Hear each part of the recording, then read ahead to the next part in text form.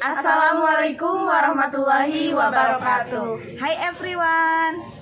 Perkenalkan, kami dari kelompok PABP yang beranggotakan saya Siswi Suliani Ramadhani dan dua rekan saya Nur Sartani dan saya Munawarah.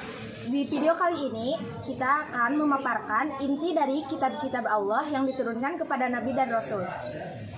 Tugas video ini dibuat untuk memenuhi tugas dari Pak Ulil Albab. Penjelasan lebih lanjutnya tonton sampai akhir ya video ini. Stay tune. Bagian pertama. Di bagian pertama ini saya akan menjelaskan tentang inti kandungan dari kitab Taurat. Kitab Taurat diturunkan kepada Nabi Musa alaihissalam untuk disampaikan kepada kaum Bani Israel.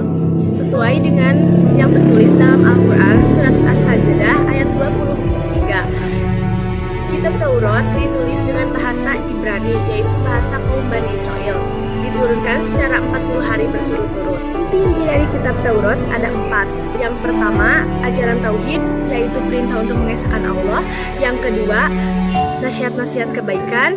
Yang ketiga, hukum syariat. Dan yang terakhir, sejarah-sejarah nabi terdahulu. Dan untuk kitab yang selanjutnya akan dijelaskan oleh teman saya. Stay tune. Dan yang kedua, di sini saya akan memaparkan tentang inti dari kitab Zabur. Sebagaimana disebutkan dalam Al-Quran, Quran Surat An-Nisa ayat 163, bahwasanya kitab Zabur diturunkan kepada Nabi Daud alaihissalam untuk disampaikan kepada kaum Bani Israel. Kitab Zabur menggunakan bahasa Kipti. Berikut isi kandungan dari kitab Zabur. Yang pertama, ada ajaran tauhid atau biasa disebut juga dengan mengesahkan Allah Subhanahu wa taala, dan yang kedua, ada kata-kata hikmat, dan yang terakhir ada nasihat kebaikan. Bagian ketiga, kitab Injil. Kitab Injil diturunkan kepada Nabi Isa alaihissalam untuk disampaikan kembali kepada kaumnya, yaitu kaum Bani Israel.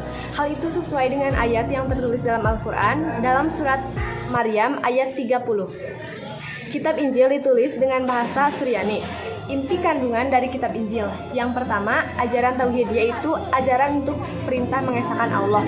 Yang kedua, nasihat kebaikan. Dan yang ketiga, hukum-hukum syariat. Dan yang terakhir, ajaran atau sejarah-sejarah nabi terdahulu.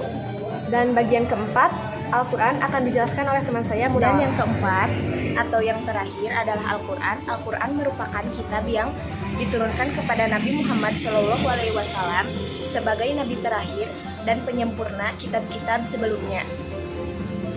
Al-Quran menggunakan bahasa Arab. Allah Subhanahu wa taala berfirman dalam Quran surat Al-Maidah ayat 48. Ada beberapa isi kandungan dalam Al-Quran. Yang pertama, akidah. Yang kedua, syariat. Yang ketiga, akhlak. Yang keempat, berita-berita tentang masa yang akan datang. Yang kelima, cerita tentang masa umat terdahulu. Dan yang keenam, prinsip dan hukum-hukum dasar alam semesta beserta manusia. Dan penyampaian video dari kami. Mohon maaf bila ada kesalahan karena kesempurnaan hanya milik Allah Subhanahu wa taala. Semoga bermanfaat. Terima kasih. Wassalamualaikum warahmatullahi wabarakatuh.